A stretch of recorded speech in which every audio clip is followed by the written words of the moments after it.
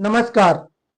PCR news में मैं रोहित चौहान आपका हार्दिक स्वागत करता हूं।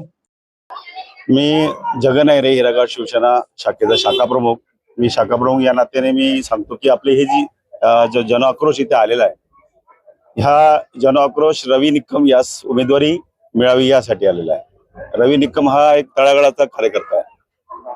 त्यांनी नेहमी पक्षासाठी इथल्या वार्डासाठी सतत म्हणजे मागील 30 वर्षापासून तो कार्य करतो। मागच्या वेळेस पण 2017ला सगळ्यांनी आश्वासन दिलं होतं आणि त्यांनी पूर्ण तयारी केली होती किंवा उमेदवारी मिळावी म्हणून। आणि पक्षाचा आदेश आला आणि त्याला विचारायला उमेदवारी नाही मिळाली। पण यावेळेस तर असं झालं नाही। आम्ही सामूहिक राजीनामा देणार आहे, मी ठामपणे सांगतो। तर मग कोणाला उमेदवारी दिली नाही? कोणाला उमेदवारी दिली? मी ऐकलं कोणीतरी दुसरा असेल, ते आपल्याला आयडिया नाही।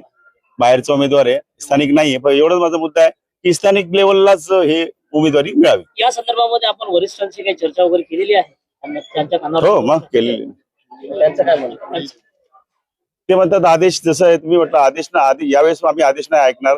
आम्ही यावेळेस जर उमेदवारी नाही मिळाली, आम्ही सगळेजणी माझे शाखेचं म्हणा, शांतीनगर, खन्ना कंपाऊंड, विठ्ठलवाडी सगळे शाखेचे शाखा पूर्ण संघटना जी काही टीम आहे ते सगळे राजीनामा देणार। आम्ही सगळ्यांनी ठरवलेलं आहे। किती पदाधिकारी असतील की जे राजीनामा देणार? संख्या काय?